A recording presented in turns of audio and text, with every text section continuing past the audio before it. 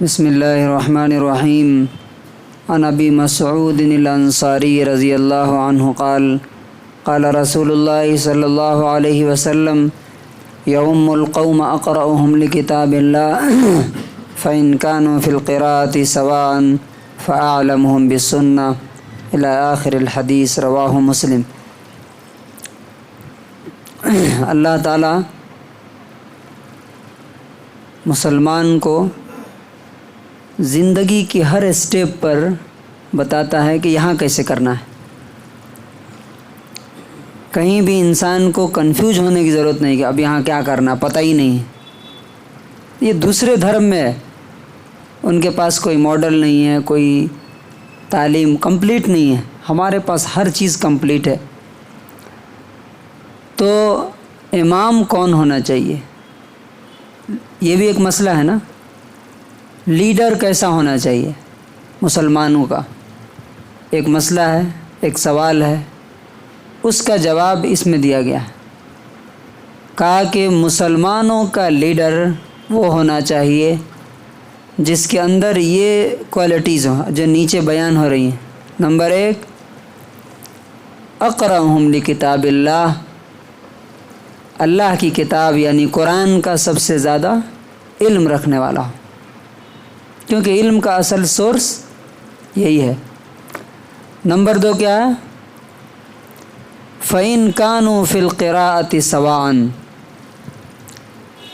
اگر جتنے لوگ ہیں سب کے سب علم میں برابر ہیں قرآن کے، فار ایگزامپل اتنے لوگ ہیں، سب ایک پارے کے حافظ ہیں، عالم ہیں، ان کا ترجمہ جانتے ہیں، میننگ جانتے ہیں، مطلب جانتے ہیں، عمل بھی برابر ہے، اب کیا کرنا؟ پھر کنفیوژن آتا نا۔ تو اس کا حل کیا دیا؟ فَأَعْلَمُهُمْ بِالسُّنَّةِ، ان میں دیکھا جائے گا کہ حدیث کا سب سے زیادہ ایکسپرٹ اور جانکار کون ہے، اسے آگے بڑھایا جائے گا۔ کہاں؟ خالی مسجد میں نہیں، پارلیمنٹ میں بھی، کونسلر میں بھی، ہر جگہ۔ اچھا، اگر سب کے سب قرآن کا علم بھی اتنا رکھتے ہیں اور حدیث کے علم میں برابر ہیں، تب کیا کریں گے؟ پھر اگلی رہنمائی، گائیڈنس، فَأَقْدَمُهُمْ هِجْرَةً، جس نے سب سے پہلے ہجرت کی ہو۔ آپ کو معلوم ہے کہ مکے سے مدینہ چھوڑ عرب کے اس ماحول میں ہجرت کرنا فرض تھا۔ ہمارے یہاں کیا ہے، ابھی تو اس طرح کے حالات نہیں ہیں کہ ہاں ہم ہجرت کر کے ٹمکور چھوڑ کے کہیں چلے جائیں۔ ہاں کبھی ایسا حالات ہوا کہ یہاں نماز پڑھنا، روزہ رکھنا، دین پر عمل کرنا مشکل ہو گیا تو ہجرت کرنا فرض ہو جائے گا، وہاں فرض تھا۔ تو کہا کہ پھر جو اللہ کے لیے گھر بار پہلے چھوڑا ہے اسے آگے بڑھایا جائے گا۔ کیوں؟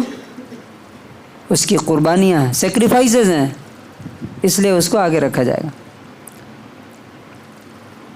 اور اگر ان سب میں بھی سب برابر ہیں، قرآن بھی برابر معلوم ہے، حدیث بھی برابر معلوم ہے، ساتھ ہی میں ہجرت کیے ہیں، تو پھر تو کہا فَأَقْدَمُهُمْ سِنًّا، جس کی عمر زیادہ ہوگی اسے آگے بڑھایا جائے۔ کیوں؟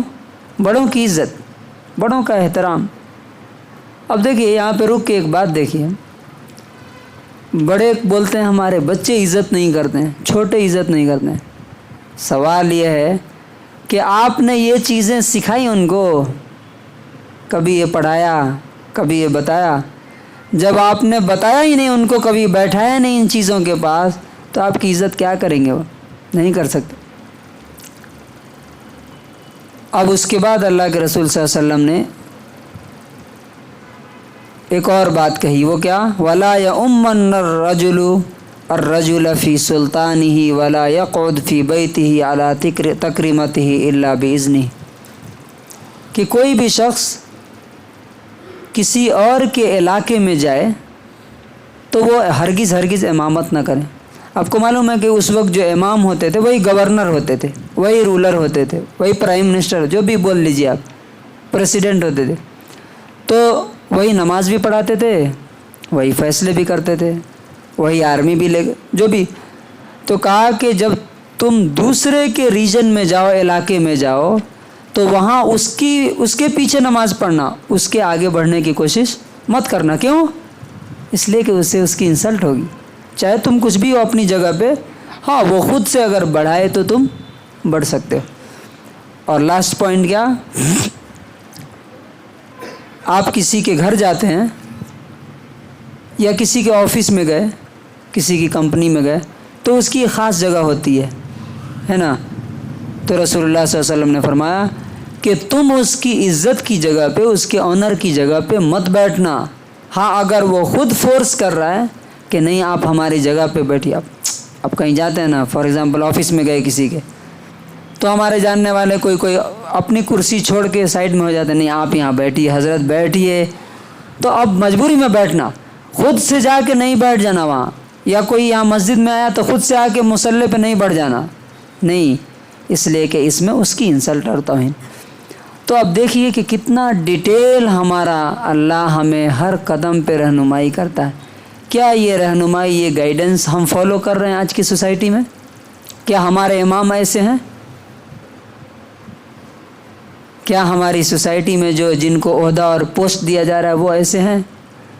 تو ظاہر بات ہے کہ جب اللہ رسول کی گائیڈنس چھوڑ دیں گے تو پھر اللہ ہماری مدد بھی کیا کرے گا؟ چھوڑ دے گا۔ تو اللہ تعالیٰ سے دعا ہے کہ اللہ تعالیٰ ہمیں جہاں تک ہو سکے اس کے حکم پر عمل کرنے کی توفیق نصیب فرمائے۔